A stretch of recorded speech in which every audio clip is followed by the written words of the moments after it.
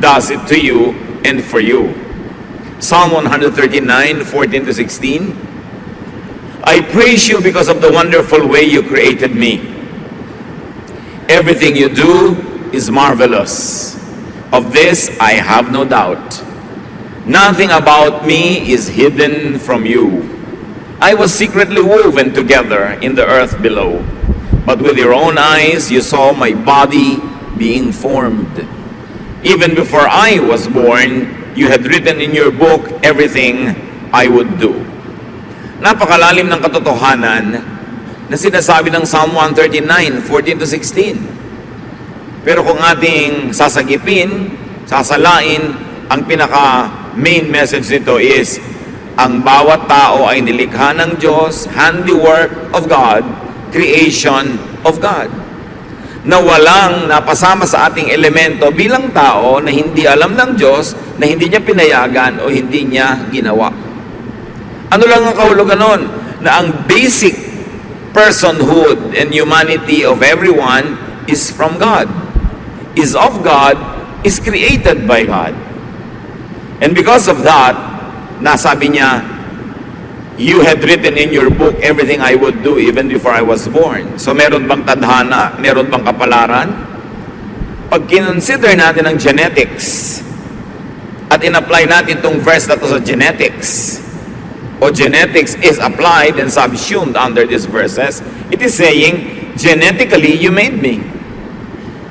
Kayo po, Panginoon, ang pumili sa dinami-rami ng ninuno ko, lola at lolo sa mother and father side, kung kanino ako magmamana ng buhok, ng ilong, ng talino, ng ugali, ng paraan ng pagtawa, ng paraan ng paglakad, ng husay, at pati na rin ng hindi husay, kasi alam nga namang mahusay ka sa lahat. So ang Diyos ang nagtimpla-timpla, naghalo-halo ng iba't ibang mga katangian na galing sa ating genetic pool, lahat ng ating mga ninuno mula pa kay Adan at kay Eva.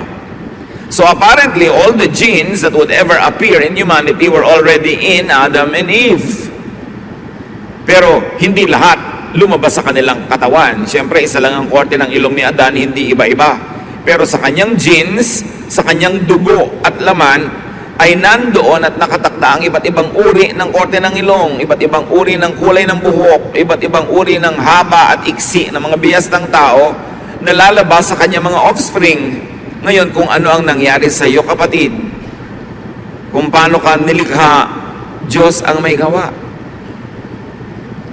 Kung magaling ka sa math, magaling ka sa music, magaling ka sa intuitive thinking o sa creative thinking, magaling ka sa sciences, Diyos ang may gawa. Yung mga area na hindi ka magaling, binigay niya sa iba para iba naman ang magaling doon. Diyos pa rin ang may gawa ng matatawag na weakness mo, kung tatawagin mong weakness yung area na hindi mo strength. Anong ibig sabihin nito? That God made you who and what you are. Yan ang pasimula sa pagsusuri ng buhay. Your design, your genes gives you some kind of predestiny.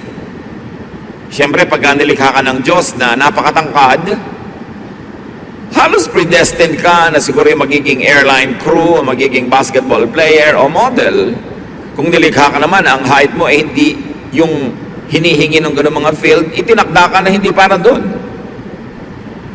Pagka itinakda ka ng Panginoon na ganito halimbawa ang talino mo, halos nakasulat na sa iyong palad na yun ang magiging profession mo. Liban na lang labanan mo yun, o liban na lang hindi mo pagbuksan ng pinto o mga kumakatok na opportunity at hindi mangyari yung nakatakda para sa iyo. You were created and born that way.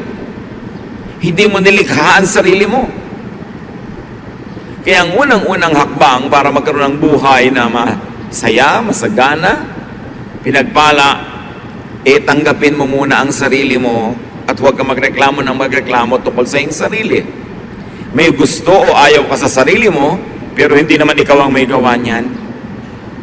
So hindi mo pwedeng ipagyabang ang iyong mga kagalingan, kagandahan, kahusayan dahil Diyos lang ang may gawa, at hindi ka rin naman pwedeng sisihin sa iyong mga tinatawag na kakulangan o kapintasan, kung kapintasan mang matatawag yon.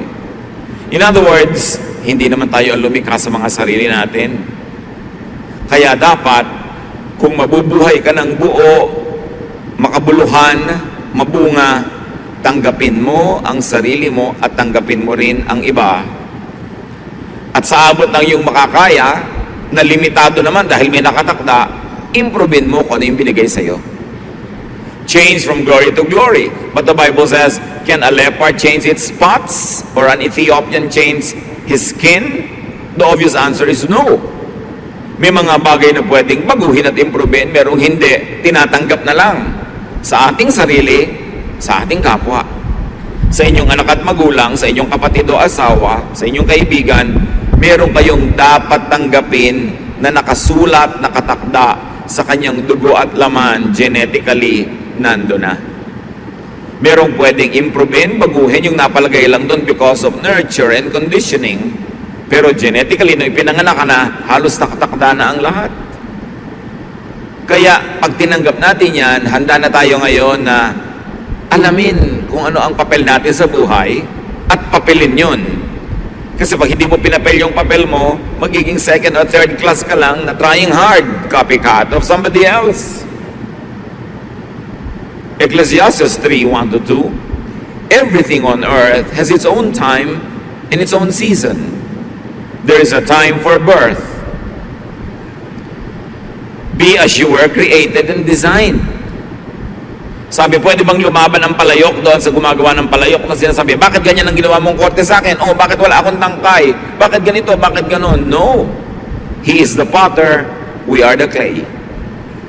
Mas maaga nating matanggap yon, mababawasan ang pakikipagtunggali mo sa mga totoo at natural sa'yo. At mababawasan ang pressure na binibigay mo sa iba na pilitin yung silang baguhin sa mga bagay na hindi naman talaga nababago, tinatanggap na lang at nai-improve naman.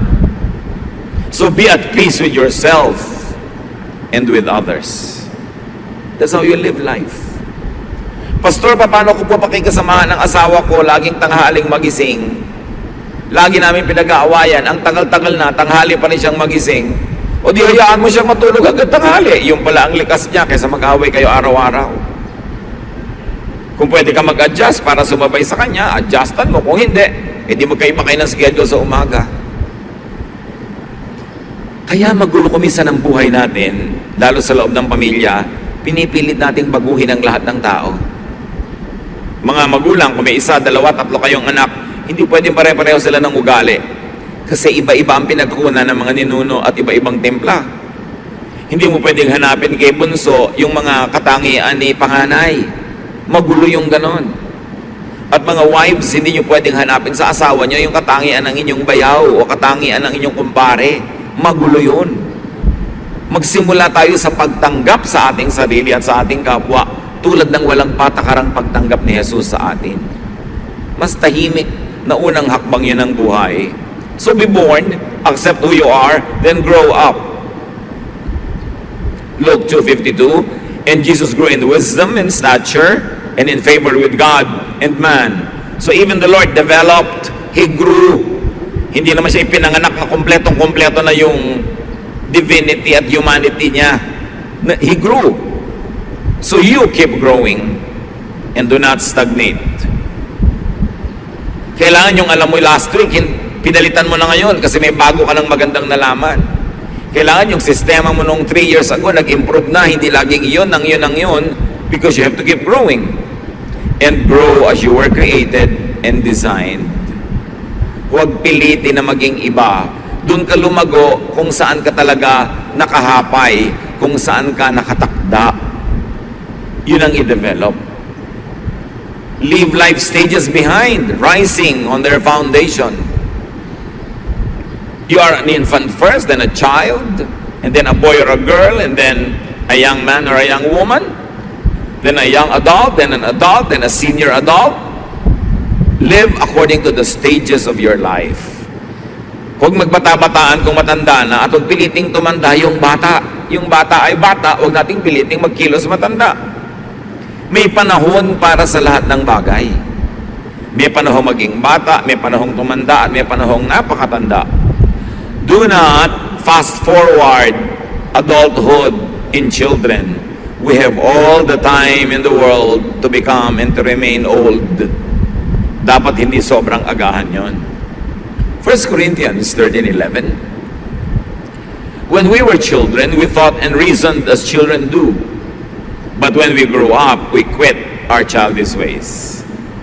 So let children be children, but we should move on and become adults. Sabi nga ng Desiderata, iwan mo yung tapos na. Gracefully surrender the things of youth and accept what your present stage offers. Kaya yung mga iba, ayaw aminin na tumatanda na sila, dapat yang ipagmalaki. Kasi may mga tao hindi pa nga naisilang stillborn na, no isilang patay na. Meron 10 pa lang namatay na. Ngayon ikaw 60, 70, tatago mo. Dapat mo ipagpasalamat, ipagbunyi. Look, nadaanan ko ng kutakot-takot na kutakot-takot na bagyo, lindol, mga revolusyon, mga snatcher, mga murderer. Pero heto ko, buhay pa, salamat. Hindi itinatago ang edad, yan ay ipinagbubunyi. And then after a time-limited, dependent childhood, mature, and produce what you need. Dapat dependent ka lang habang batang-bata ka pa o sobrang tanda na. In between, you must be self-sufficient. Make money. Make a lot of money. Para meron ka ring itustos sa sarili mo at ipamigay pa sa mga ibang may kasakit o sobrang bata o sobrang tanda na hindi nila kayang lumikha ng yaman. Ecclesiastes 10:19. Church, read aloud. Money is the answer for everything. Ulit, I want to read it aloud. Yes, the Bible says so. Huwag kayong magpanggap na hindi kayo mukhang pera. Huwag lang tayong umibig sa pera na mas ibig natin kaysa sa Diyos o sa kapwa o sa kabutihan. But you must produce money dahil kada kilos mo gastos. Hindi pwedeng banal ako, hindi ako mukhang pera. No, sabi sa Bible, money is the answer for everything. Pag wala kang pera, wala kang ma-tithe, dapat meron. And then make a surplus for others. Gawin natin dapat ambisyon kung hindi pa natin ginagawa to make a lot of money. Then ipamigay mo kung sobra-sobra sa mga karapat-dapat, hindi sa mga tamad. Ipamigay sa tama. Proverbs 31:16, yung mahusay na babae, she knows how to buy land and how to plant a vineyard. And she always works hard. She knows when to buy or sell, and she stays busy until late at night. So ganun daw ang magandang katangian, maging ng babae, mahusay magnegosyo, nagba-buy and sell, laging kumikita, gumagastos, yes, pero kinikita ang ginagastos. Ephesians 4:28, if you are a thief, quit stealing. Be honest and work hard, so you will have something to give to people in need. So napakasarap na kumita ng higit sa iyong kailangan, meron kang pwedeng ipamigay. And one of the greatest pleasures in life is to give to deserving people. Titus 3:14, our children should learn to spend their time doing something useful and worthwhile. So bata pa lang, tinuturoan na natin humilig sa negosyo, humilig sa trabaho, humilig sa paghahanap buhay. What else do you do in life as you grow older? Do the maximum good. Lahat ng pwedeng gawing mabuti, gawin. Dahil yan ay tanim na may bunga at ikinalulugod yan ng Diyos. Live life in and through its cycles. And I like to add, allow others to live life through and in cycles. Cycles of childhood, of young adulthood, of adulthood. Dapat lahat yan maranasan ng tao. Ecclesiastes 3:1-8, everything on earth has its own time and its own season. There is a time for birth and death, planting and reaping. Lahat may panahon. May panahon ng pagtatanim, mayroong panahon ng pag-ani. So kayo na mga tinaniman ng mabuti, dapat magkaroon naman ng ani yung nagtanim sa inyo para may panahon din sila ng ani. Live and enjoy life stage and cycle. And do not resist or fight time and aging. Lahat halos sa cosmetics ngayon is to fight aging. Why will you fight aging? Age is a gift from God. Basta may kasamang wisdom sa pag-age ng tao, everything is worth it. There is time for killing and healing,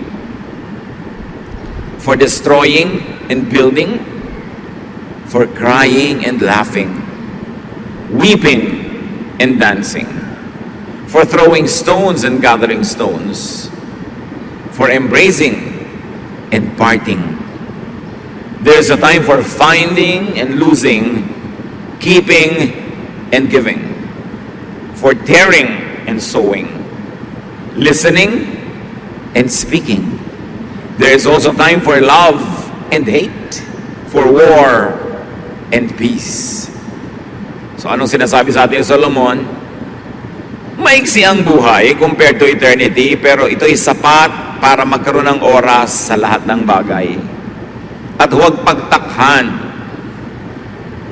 Pagka mayroong mga problema, ang lungkot-lungkot ko po ngayon, ano pong gagawin ko? Eh di malungkot ka. Eh panahon ng lungkot. Ba't ka ba malungkot? Eh namatay po ang asawa ko. Eh alangan na mga sumaya ka. Eh di malungkot ka. Ba't mo pinaproblema yung lungkot mo? Hayaan mo siya, mauubos din yan. Kasi may time naman for dancing. So for time ng dancing and enjoyment, huwag kang mag-isip ng problema. Ang atupagin mo yung enjoyment. You have a lot of time for your problems. Pero sayang yung opportunity na masaya, may kainan, may fiesta, mayroong pagtitipon, tapos ang iniisip mo, problema mo. There's a time for that. Especially when you're alone. Pero pag may mga tao, pwede mo silang ma-enjoy, pwede ka nilang ma-enjoy, sinasayang mo ang pagkakataon. Kung ano dapat yung programa ngayon, anong nangyayari, sakay ka lang ng sakay. Huwag mo nang balikan yung problema mo ng nakaraan, kasi hindi oras yun ngayon para mo isipin. At huwag mong isipin ngayon yung magiging problema mo bukas. Pagdating niya bukas, tsaka mo na isipin. Kung ano yung nandito, live in the moment. Be in the moment. Enjoy if it's enjoyable. Mindful that it won't last. Gusto ko idiin mga kapatid, pag enjoyable yung time, lubusin nyo, lasapin nyo yung sarap at saya, dahil alam nyo hindi rin yun magtatagal. May ending din yun, yung party. May ending din yung saya. So habang nandun, ubusin nyo ang pwede nyong maubos. Ngayon, pag oras naman ng lungkot, oras ng sakit, oras ng pagdurusa, paghihirap, endure time if it is painful. Thankful that it won't last either. Pag masaya, enjoy it. Mindful that it won't last. Pag malungkot, endure it.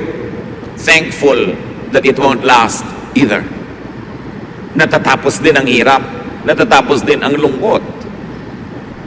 At kung anong ibigay sa inyo ng Panginoon, huwag kayong maarte, huwag kayong mag-guilting enjoyin kung ibinibigay sa inyo.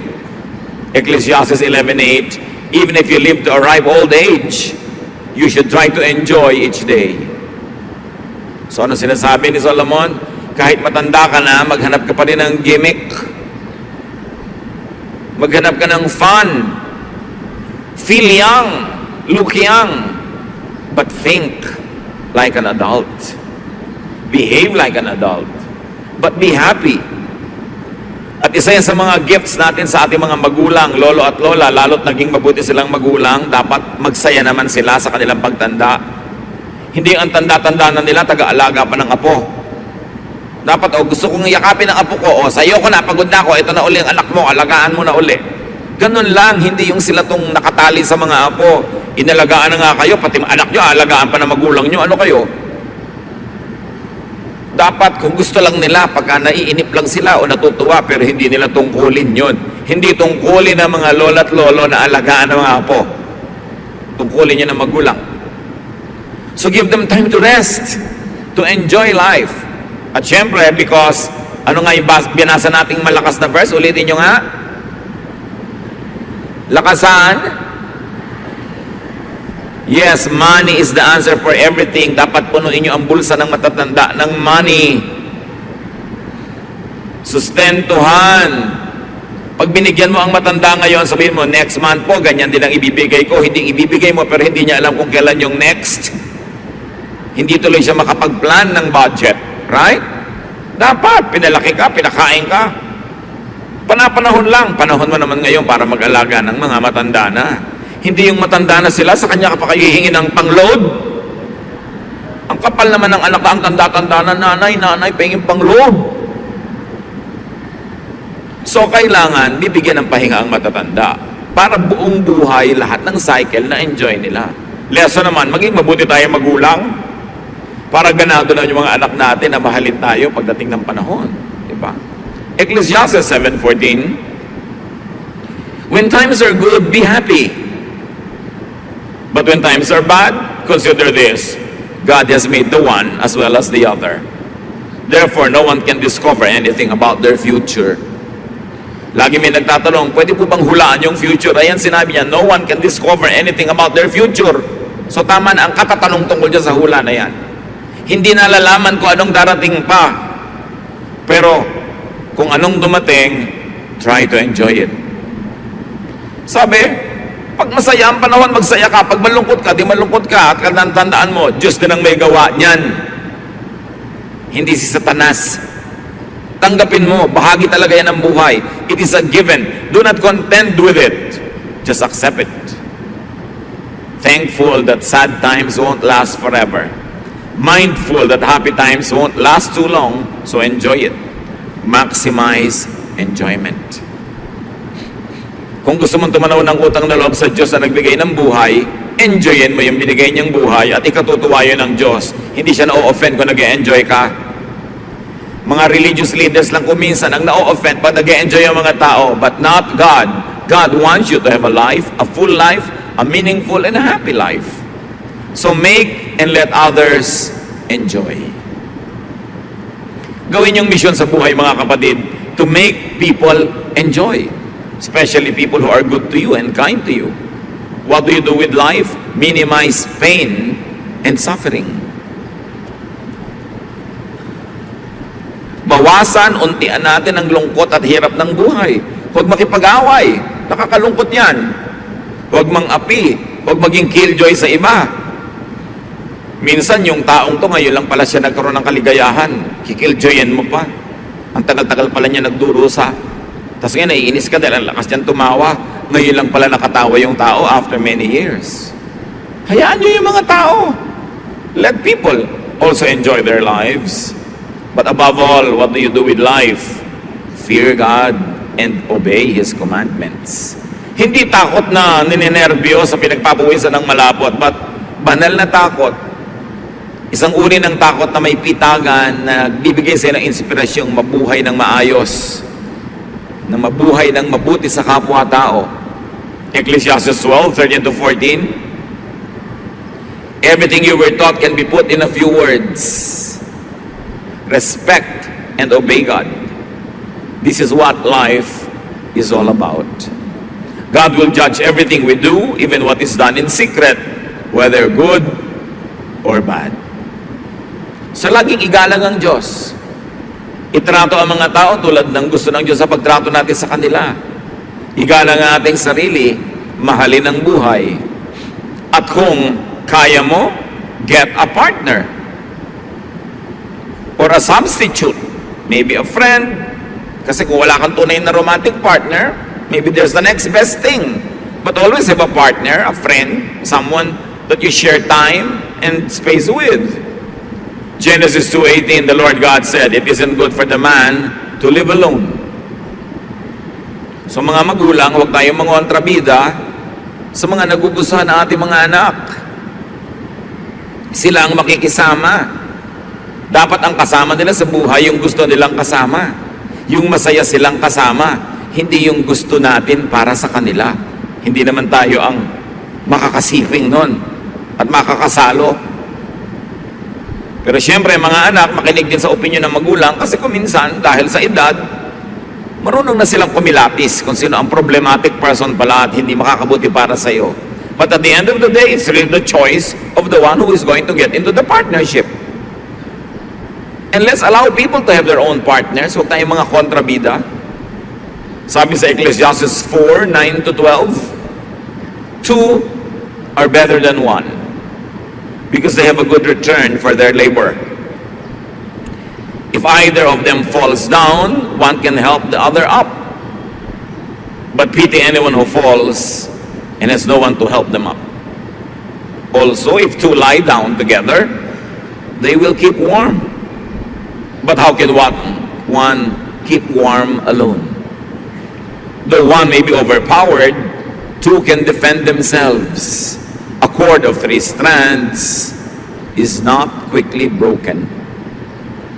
So napakalino ng sinasabi na mabuting ang tao may kasama sa buhay. Kung may romantic partner, the best. Ngayon, kung wala nun, the next best thing. Merong matalik na kaibigan, merong mabuting kasama sa negosyo, kabarkada, kaibigan, kasi ang buhay mas mabuti kung merong kasalo. At tayo naman, huwag maging maramot, huwag maging mapagkait sa ating kapwa na nangangailangan ng kasama sa buhay.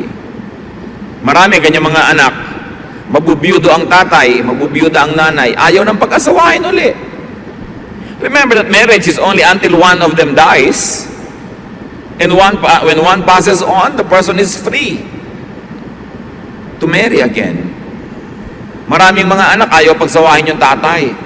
E paano naman ang gusto makakaasawa ng tatay? 18. Anong gusto yung asawa ng magustuhan ng tatay nyo? 90. Isa pang aalagaan din niya. Alam nyo, akala natin last lang yon, yung gusto ng matanda bata. Hindi lang yon. Kasi siyempre, nakakaramdam na siya ng mga sakit sa katawan, hirap maglakad. Alam mo, kumuha pa siya ng isa pa niyang aakayin.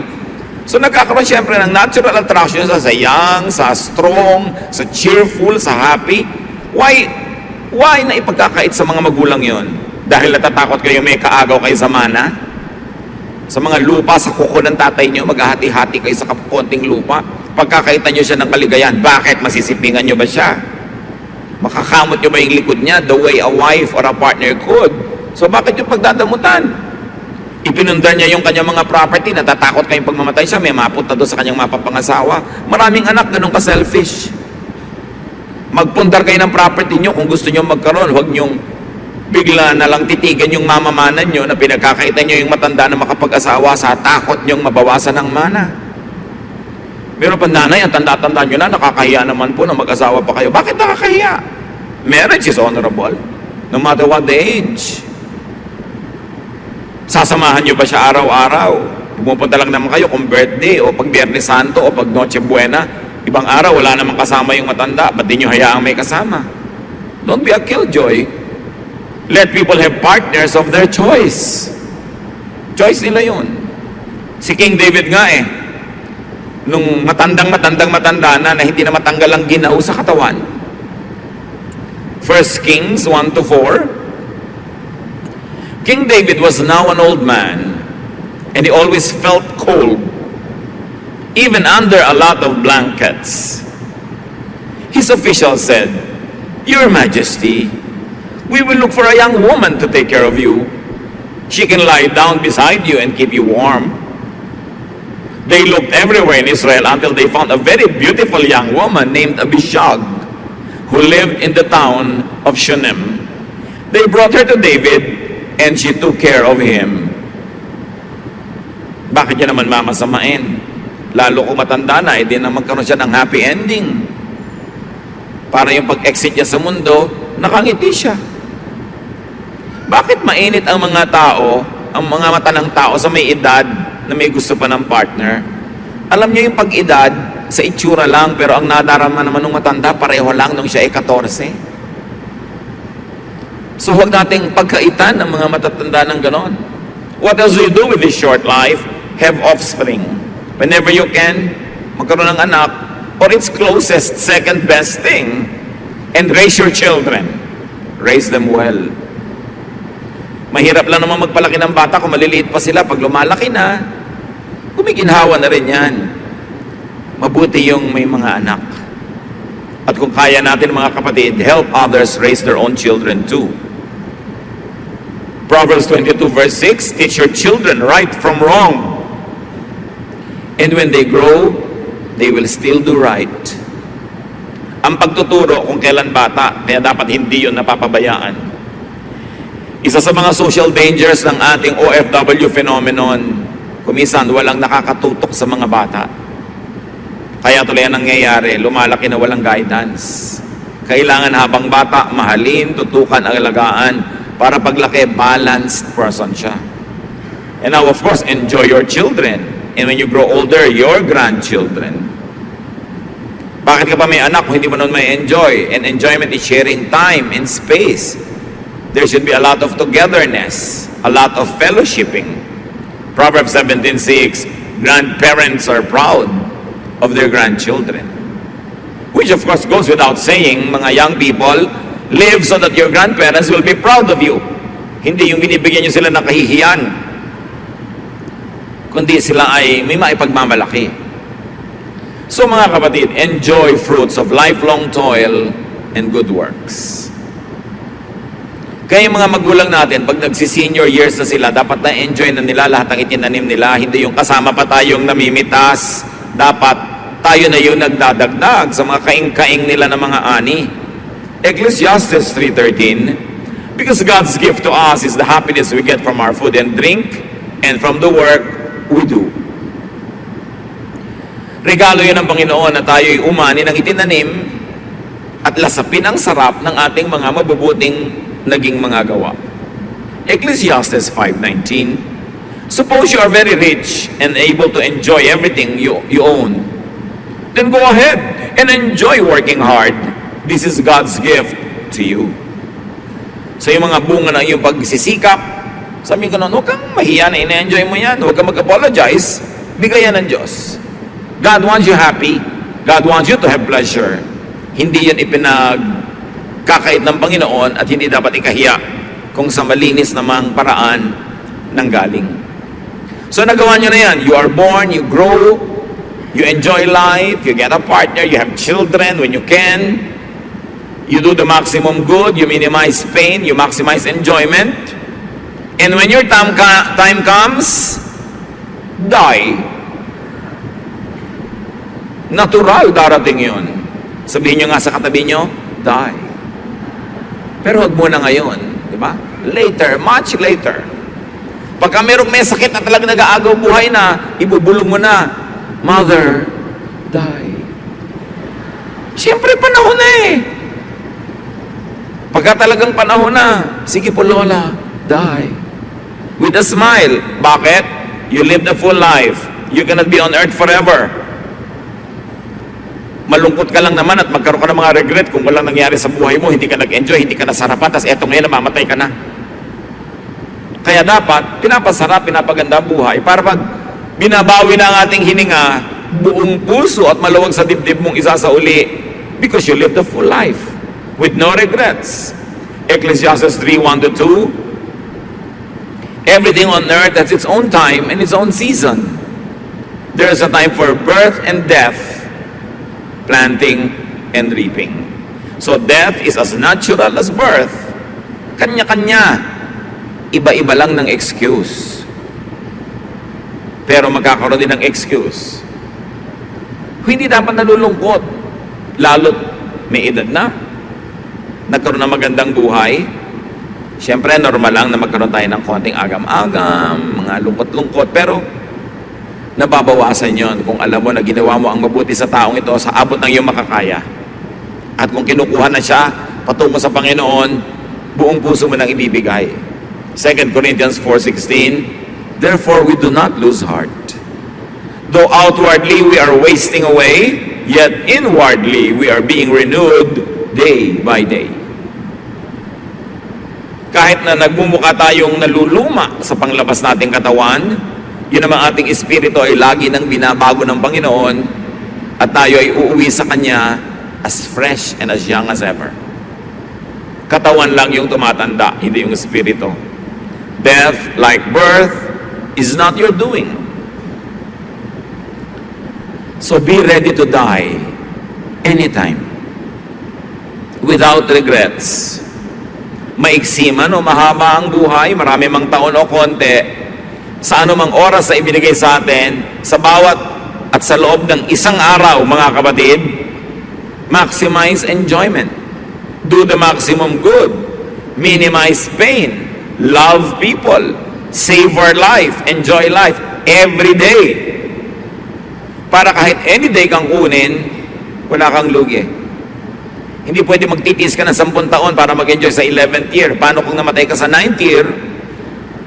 So every day, meron kang konting bakasyon. Kahit ilang minutes in your mind. Kung kaya mo na mabuti, all in a day.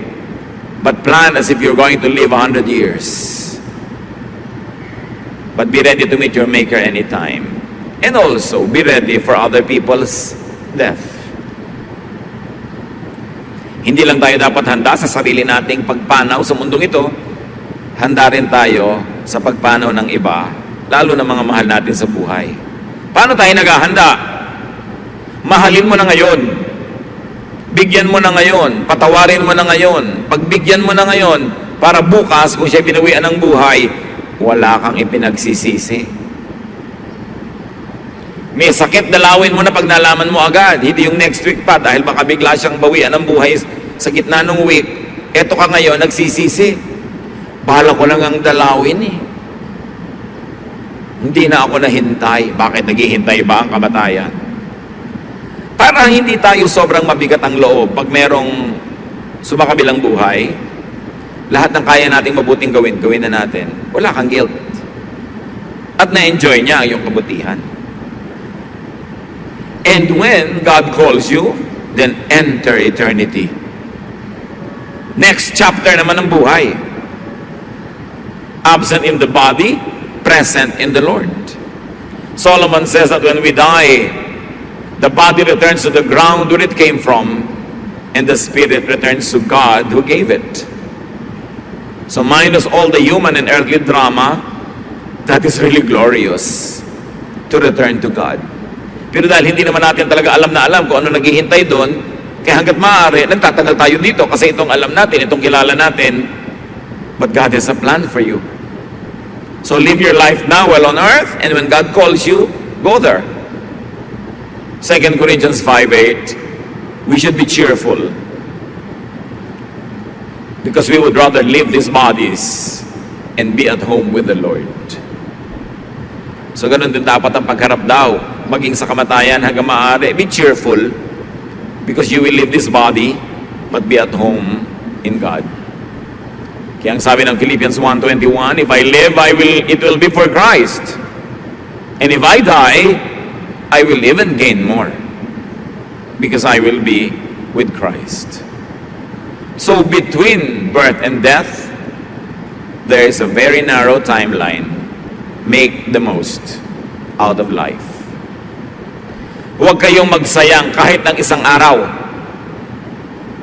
Yung nagtutulog ka, nakatunganga ka maghapon, sayang. Lalo't kung mahaba ka rin naman matulog sa gabi. Kung kumpleto na ang tulog mo sa gabi, huwag ka na magtulog sa araw. Dumalaw ka sa isang mahal mo sa buhay. Magsulat ka ng nobela. Sumulat ka ng tula. Magtanim ka ng halaman. Kumain ka na masarap. Mag-volunteer work ka sa mga nangangailangan. Gumawa ka ng mabuti para sa iyo, para sa kapwa. Bawat araw meron nun. Kasi yung araw na walang nangyari, sayang. Bilang ng ating mga araw. Killing time is harming your own eternity. Kaya ano kayang gagawin ko ngayon na mabuti? Hindi walang magawa? Sayang, wala kang magawa. Kung alam mo lamang sana ang iniisip ng mga paralitika, mga hindi makagalaw, mga puro tubo ang katawan na hindi makagalaw, kung anong gagawin niya sa katawan niya kung katulad mo na pwedeng gumalaw, tapos ikaw na pwedeng gumalaw, walang ginagawa. Sayang. And do not problematize life. Live it. And let others live their own lives. Every moment of it. Live day by day. Live by the moment. Live in the moment. Mga kapatid, kumakain kayo halimbawa, Stop texting. Maliban na lamang na life and death yun. Magkakaharap kayong pamilya, wala naman nag-uusap, nagte-text lahat. Pagkakataon nyo na yun na mag-usap-usap, mag-fellowship.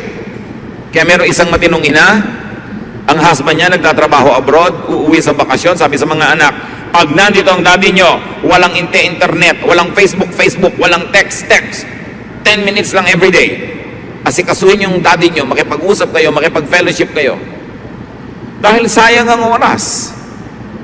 Pag kumakain kayo, lasapin nyo yung kinakain nyo. Yung lasa, enjoy nyo sa inyong labi, sa inyong dila, sa inyong lalamunan. Hindi lunok lang ng lunok na hindi nyo nalalasahan. Hihiga ka, lasapin mo yung sarap ng bagong palit na bedsheet. Yung lambot ng yung higaan, yung lamig ng electric fan o ng aircon o ng hangin. Enjoy the moment because it is God's gift. Bakit tayo binigyan ng tenga? Para marinig mo ang musika. Merong musika, may iyak ng bata, may tawanan ng mga bata, may ihip ng hangin, huni ng ibon. Enjoy it. Kaya ka binigyan ng tenga. Sayang naman, ang daming humuning ibon, hindi mo malang napansin. Kaya ka binigyan ng mata to look at nice things and beautiful things. And when you look at painful things, to do something so that that pain could be alleviated. Kaya ka binigyan ng dila na panglasa para pag kumakain ka, masarapan ka, hindi ka lagi nagmamadali. Pagkakain ka, relax and enjoy the meal. Enjoy the conversation. Be in the moment. Merong mga nanonood na nga ng magandang sine, text pa rin ang text, nakikipag-usap pa sa phone. Eh, nandun ka na nga. Kung ano yung nandun, yun ang gawin. Lagyan ng oras para sulit ang bawat sandali. Hindi mo alam kung bukas mabigla ka mabingi. Biglang may pumasok na ahas sa tenga mo at nabingi ka na. Hindi mo na alam. So enjoy hearing now while you can. Habang nakakakita ka, tumingin ka na mabuti. Habang nakakalakad ang iyong paa, maglakad ka na, mag-gimmick ka, mamasyal ka. At huwag kang mangharang doon sa mga gustong mamasyal. Kasi may mga moment na hindi ka makalakad. James 4:14, what do you know about tomorrow? How can you be so sure about life? It is nothing more than just mist that appears for only a little while before it disappears. So live mindfully. Kung anong nagaganap ngayon, doon nyo ilagay yung isip nyo. Nandiyan yung tatay mo nagsasalita, pakinggan mo, hindi yung lumilipad ang isip mo. Kasama mo yung asawa mo, enjoy the moment, hindi yung kung ano-anong ini-imagine mong ibang bagay. Savor the time and place. Nagbabakasyon kayo, huwag kang umimbento ng gulo o away. Sige na, todo pasa na lang, lampas lahat. Para masarap ang panahon. Savor the sensations and the feelings. Napakahalaga ng feelings. Expose yourself to what makes you feel good. There's nothing wrong with that. Basta hindi nyo ninanakaw o inaagaw sa ibang tao. And make people feel good. Hindi mo kailangan magbiyahe ng malayo. Bring the love of God, the cheer, the happiness, the pleasure. Mission yun. Sabi ni Lord, I came that you might have life and find it to the full. So when you make people find their lives in their fullness, you are doing the mission of Jesus. Jesus has come to me, all of you are tired and heavy laden, and I'll give you rest. So when you give rest to people, you are doing the work of Christ. Hindi lang yung magtayo ng mga simbahan at gumawa ng mga evangelistic rallies. Well, yes, they are works of Christ. Pero hindi lang yun ang ibig sabihin nun. When you make people happy, when you give them peace, when you give them love, you are extending heaven to people. So do your best and don't worry about tomorrow. Matthew 6:34, sabi ng Panginoong Jesus, don't worry about tomorrow. It will take care of itself. You have enough to worry about today. Practice discipline, mga kapatid. Yung problema nyo lang ngayon, yung kaya nyo lang harapin, kaya nyo lang solve, ang gawin nyo, yung bukas, ipagpabukas nyo na. Yung iba hindi nila nakakaya yung dala, nababaliw, nagpapakamatay, bumibigay, kasi dinadala ngayon, pati yung problema na pang next week. The grace of God today is enough for all the trials of today. Tomorrow's problems will be accompanied by blessings of God tomorrow. Sabi sa Psalm 90 verse 12, teach us to use wisely all the time that we have. Gaano karaming oras pa kaya, araw, buwan, minuto ang natitira bago tayo humarap sa Diyos at mabawian ang buhay? Use wisely all the time that you have. To love, to be loved, to do the maximum good, to share the gospel of Jesus to people, not only the words of the Bible, but love in action as exemplified by Jesus. And when your time comes to meet your Maker, die.